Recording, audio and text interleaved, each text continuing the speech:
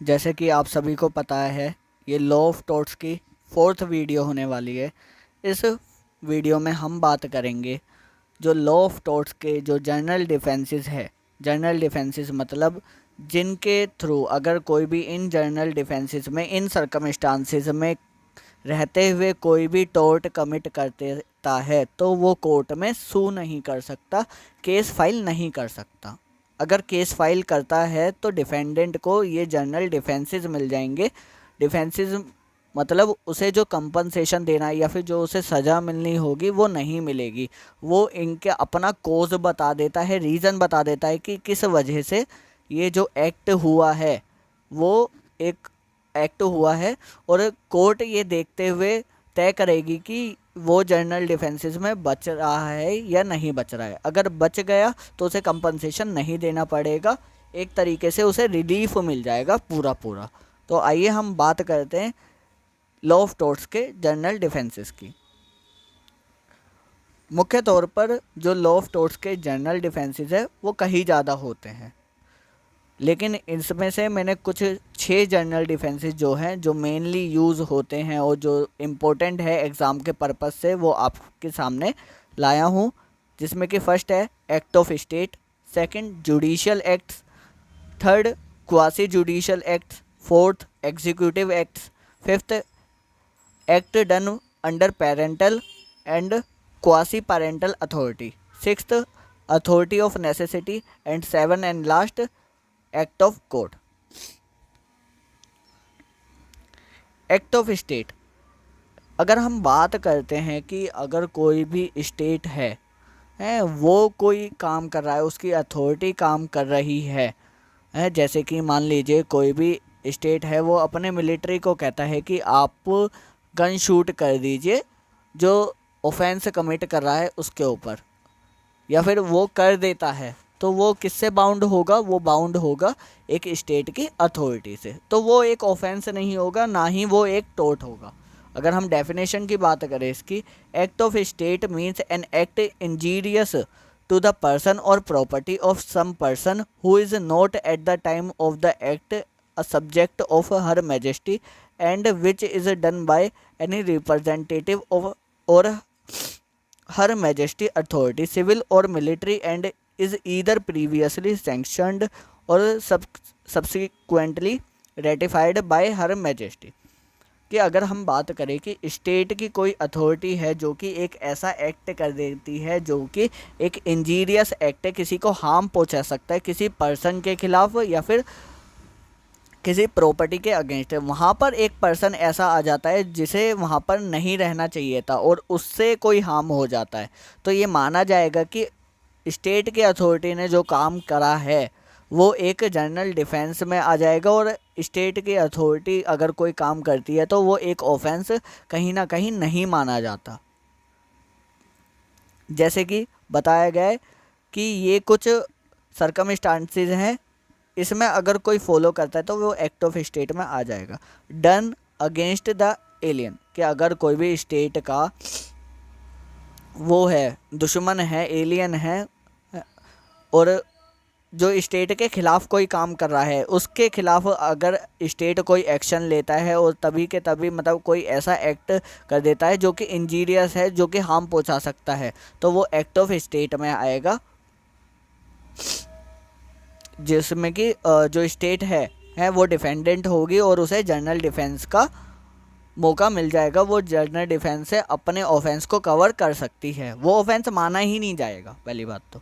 Second, bye a civil or military servant of the crown, कि अगर पहले के ज़माने में जब बात की जाए टोर्ट की, टोर्ट आज का कोई सब्जेक्ट नहीं है, टोर्ट है बहुत पुराने टाइम से चला आने वाला सब्जेक्ट। और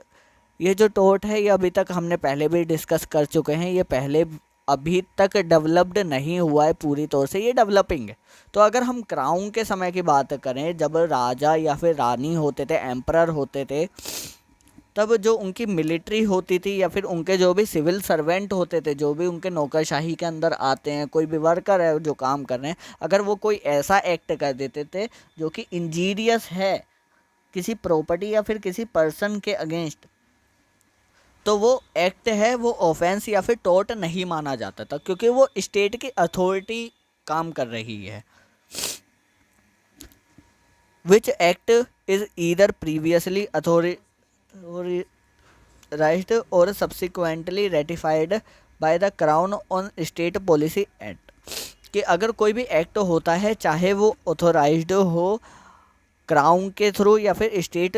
पॉलिसी के थ्रू, कि मान लीजिए एक पब्लिक सर्वेंट है या फिर कोई कमेटी काम करती है जो कि इंजीरियस है पब्लिक के लिए या फिर किसी भी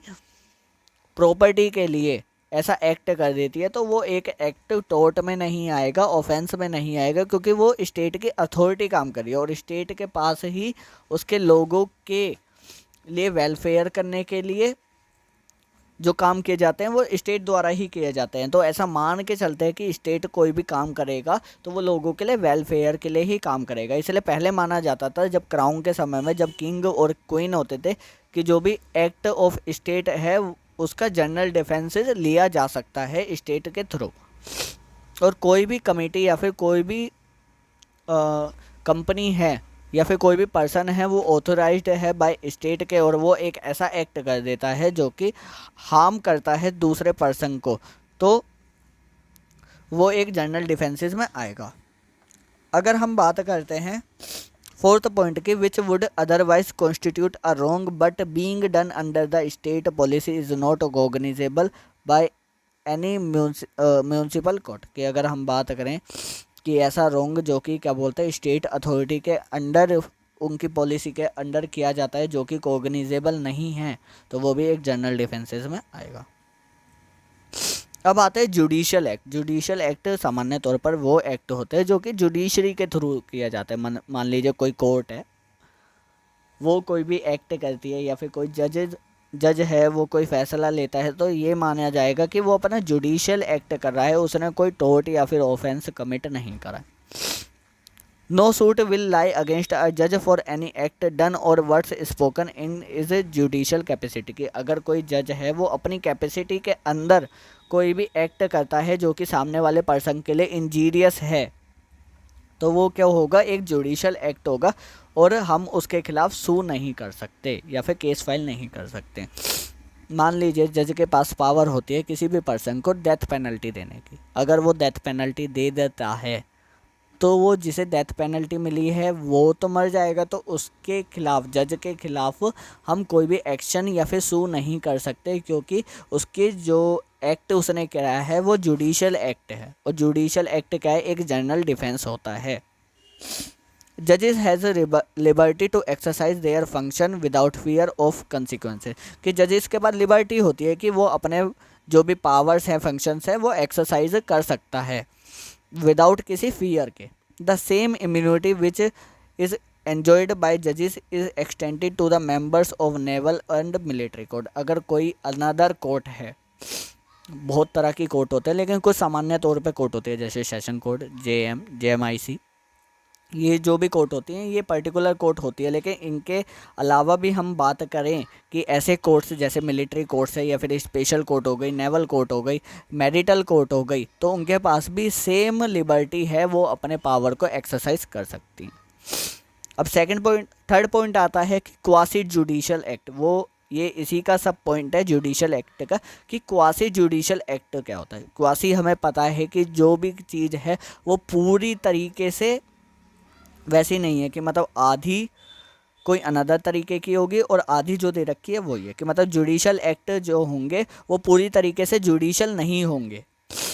different person and bodies such as universities, colleges, committees of society and clubs, inns and tribunals etcetera often exercise quasi-judicial authority in the management of their representative respective institution either by virtue of conventional rules।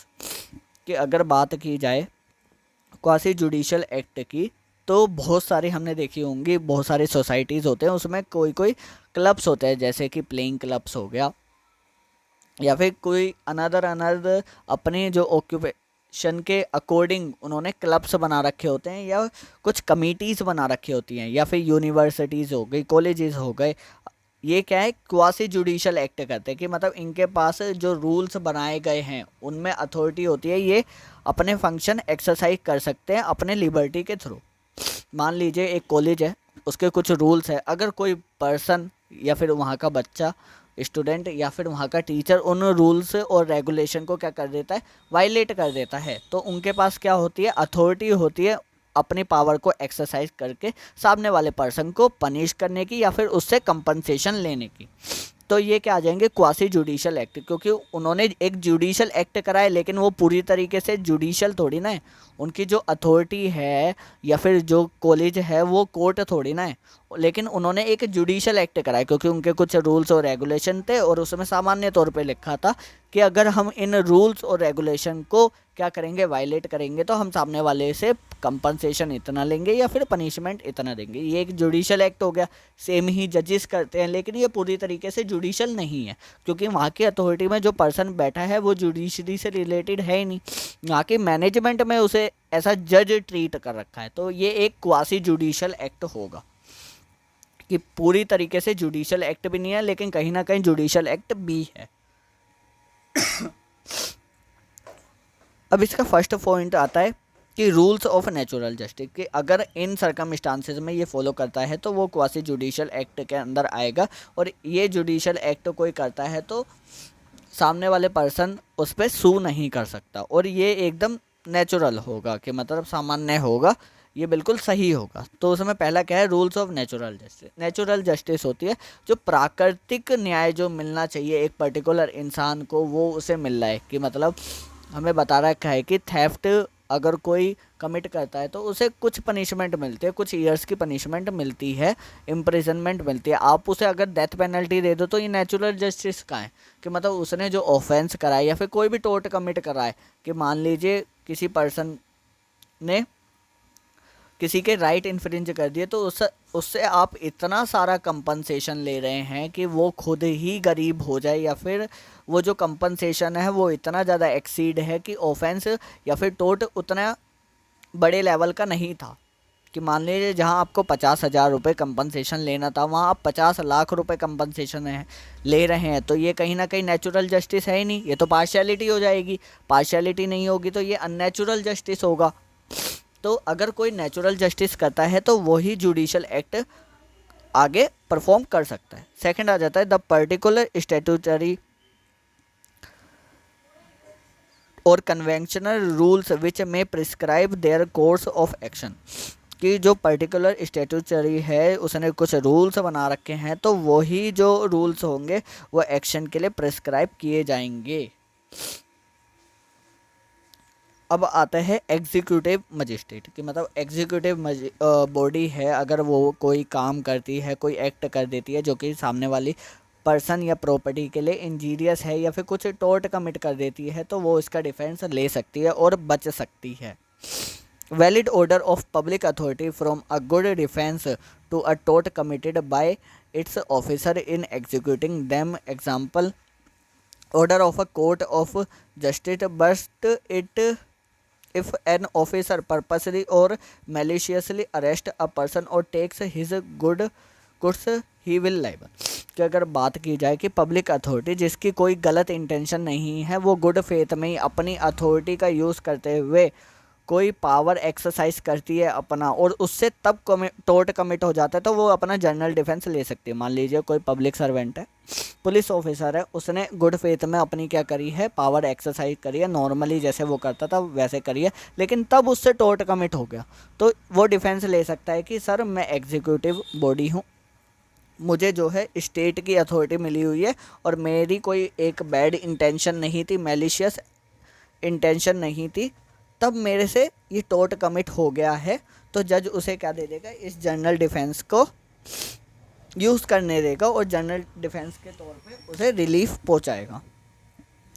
अगर कोई police officer bad intention से ही, कि malicious होता है कि bad intention गलत तरीके से किसी सामने वाले पर्सन को लेता है, कि मतलब आपसी दुश्मनी ने उसने किसी को अरेस्ट कर लिया और उसे ठेस पहुंचाएगा, तब वो लाइबल होगा क्योंकि उसने बैड इंटेंशन से काम करा है। अब आता है act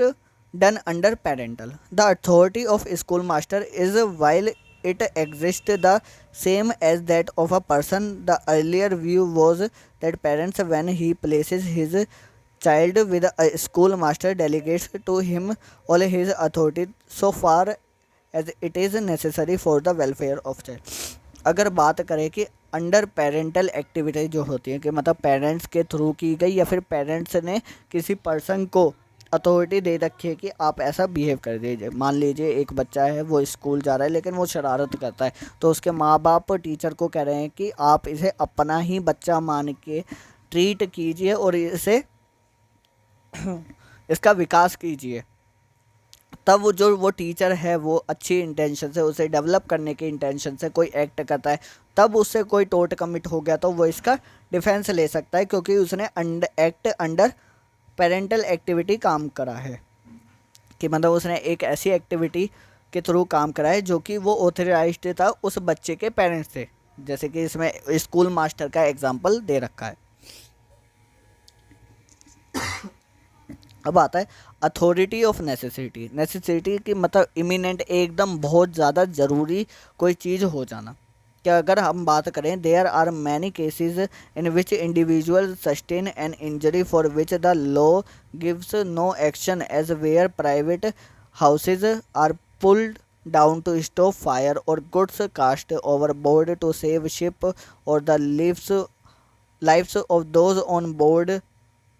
the welfare of people is a supreme law. कि अगर हम बात करते हैं कि आपने एक ऐसी नेसेसिटी में कि मतलब आपको बहुत ज़्यादा ज़रूरत थी ऐसा कोई काम करने की कि जिससे बहुत सारे लोग या फिर बहुत सारी प्रॉपर्टी बच सकती थी, और तब आपने एक छोटा सा टोट या फिर क्राइम कमिट कर दिया, तो वो क्राइम में नहीं आएगा, क्योंकि आपकी बैड इंटेंशन नहीं थी। आपने अदर जो हार्म होने वाला है बड़े लेवल पे, उसे बचाने के लिए छोटा हार्म करना ज़रूरी समझा। मान लीजिए चार घर हैं एक लाइन में, जिसमें कि एक जो घर है, ए घर है, उसमें आग लग जाती है, और ए से बी वाले घर में भी आग पहुंच सकती है, और बी से सी वाले में, क्योंकि सारे के जो घर हैं वो एक दूसरे से चिपके हुए हैं, कनेक्टेड है। तो आपने क्या करा, जो बी वाला जो घर है उसे तोड़ दिया, क्योंकि ए से आग बी तक जाती, बी से सी तक जाती, आपने बीच में बी घर को तोड़ दिया या फिर गिरा दिया। तो आपने क्या एक गुड फेथ में काम करा है कि आपकी इंटेंशन नहीं थी, आपके एक नेसेसिटी थी, एक ज़रूरी काम था कि अगर आप बी घर को नहीं गिराते तो उससे चारों घरों में आग लग सकती थी, और उन घरों में लोग भी रह रहे थे, वहाँ पे सामान भी थी, लोगों की प्रॉपर्टी भी थी, आपने बचाना उसे ज़रूरी समझा, इसलिए आपने एक टोट या फिर क्राइम कमिट करा, ऑफेंस कमिट करा, तो वो ऑफेंस नहीं माना जाएगा, उसका कंपनसेशन भी नहीं मिलेगा, आपको जनरल डिफेंस मिल जाएगा, क्योंकि साफ साफ कह रखा है कि welfare of people is the supreme law. Act done in necessity which is